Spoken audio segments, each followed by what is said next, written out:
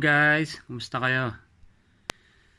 Kanina umaga may dumating sa mailbox ko.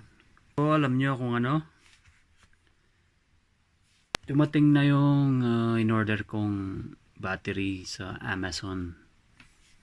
Battery ng G7x Canon ko. So nag-order ako kasi nakukulangan ako sa isang baterya. Nakukulangan ako sa isang baterya lang kasi approximately 1 hour lang yun full charge niya, tsaka nakukulangan ako kaya umorder ako ng isa pang extra battery. So in-order ko siya sa Amazon last week. So dumating na siya ngayon guys. Eto na siya ngayon. Yan. So, i-unboxing natin to guys. Tingnan natin kung ano itsura ng baterya.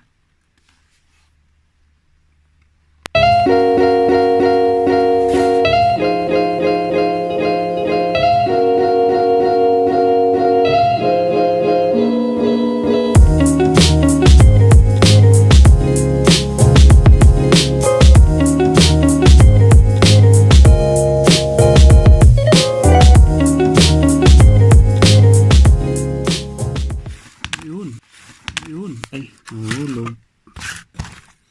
Ito na siya guys.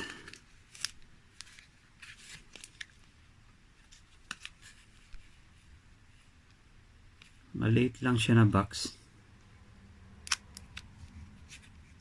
Maliit lang siya na box pero ang laki ng karton. Good job ang asahan sa pagka-package.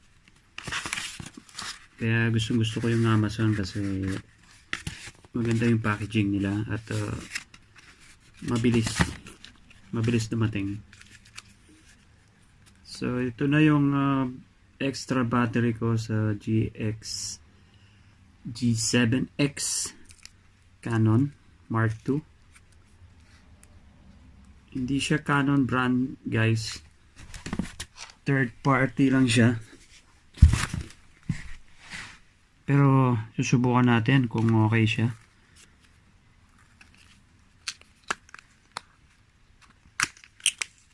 Tignan natin loob kung anong nasa loob guys. Actually nakita ko na to sa picture pero hindi ko siya nakikita sa actual. So ito na siya.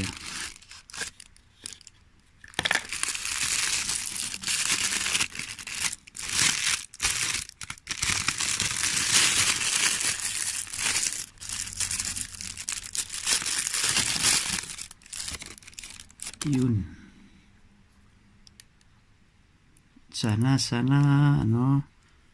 Sana magkasya siya guys. Hindi ako sigurado kung ito yun eh. Pero nakalagay sa description nila it's for Canon 7x at mga iba pang model na Canon camera. So teka guys, kukunin natin yung camera ko, then ititest natin. Titest natin kung kasya sa G7X. So itsura niya ito. Kung nababasa nyo yung mga letter, yan. So kunin muna natin yung camera guys. Tingnan natin kung kasya.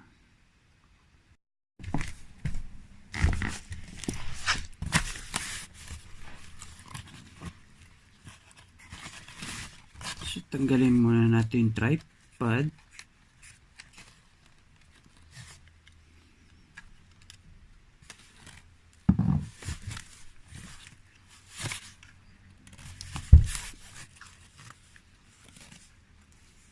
Sana kasya sa guys para hindi ko na isusuli.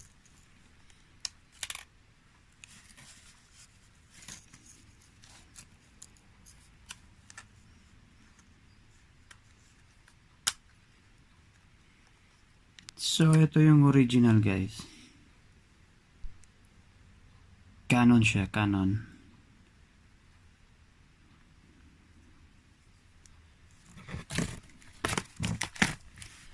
Sa tingin ko magkamukha naman sila eh. Compare natin.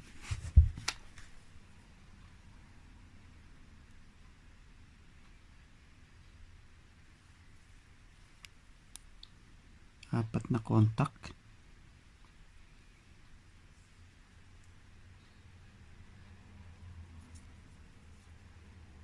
Sa back, side, side. Sorry guys, napakalikot ko. Yan. Tingin ko magkamukha sila. Same size.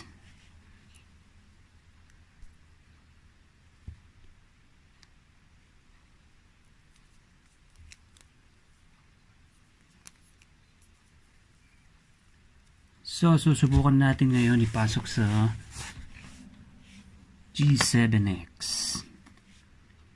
Hindi ko lang alam guys kung may storage charge na ito. Pero susubukan natin.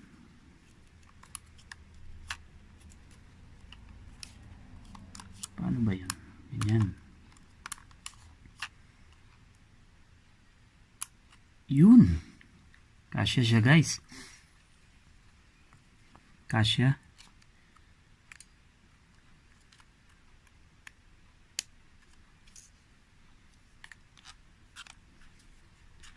Susubukan natin ngayon ay turn on.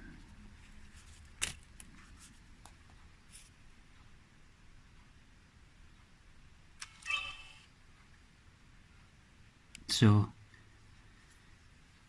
gumagana siya guys. Ibig sabihin, compatible siya.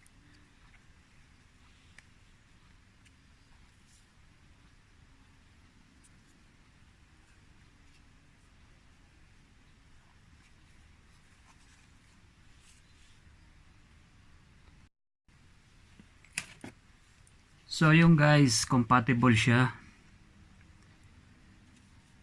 Satisfied ako sa pagbili. At murang-mura lang ito sa Amazon guys. 19 euro. At saka may 4 euro, 4 euro na shipment. So mga 23 euro lahat. Within 2 days, 3 days dumating na siya guys. Last week ko lang siya in order. So, sa Amazon ko siya pinili guys. Mura na kaysa bibili ka ng Canon brand. Kasi tumingin ako dito sa Canon brand. Ang presyo nila is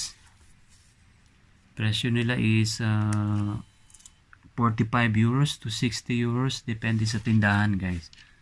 So kaya laking mura ko na binili ko to in order ko sa Amazon. Meron din yata sa eBay pero hindi ako sure, pero mas okay ako sa Amazon kasi tested ko na siya, lagi ako mo-order doon. In order ko rin yung tripod ko. Ito ko din rin in order sa Amazon. Tsaka ang gusto ko sa Amazon guys, talagang mabilis yung shipment nila kasi meron silang warehouse dito sa may Germany. Kaya mabilis ang pagdating dito sa Belgium. Germany to Belgium. So, yun. Sana okay to guys. Hindi pa ako sure kung ilang minutes, ilang hours ang kanyang duration sa pagbibideo. So, kasi yung original estimated ko kasi sa 1 hour, tested ko na siya. So, hindi ko alam dito sa third party na to kung abot siya ng hours or lampas. So, masusubukan natin sa susunod. Alright. So, yun lang guys. Pinakita ko lang sa inyo sa mga gustong bumili ng mga third party na battery. Kasi mamahal kasi ng mga Canon brand. na original battery. So siguro pares lang to sila. So yun guys. So ngayon guys, wala na tayong problema sa baterya. Meron na tayong dalawang extra. Sana okay na. Maraming salamat sa panonood guys. At yung mga hindi pa po nakapag-subscribe, please subscribe below. At kung baguhan po kayo dito sa channel ko, please subscribe below na rin po. At please click the button bell para po ma-notified kayo sa mga susunod ko pa pong uploads. At maraming salamat po sa lahat ng nanonood at sa lahat ng subscribers ko. Maraming salamat guys. Ingat po kayo. See you in the next video. Thank you. Bye-bye.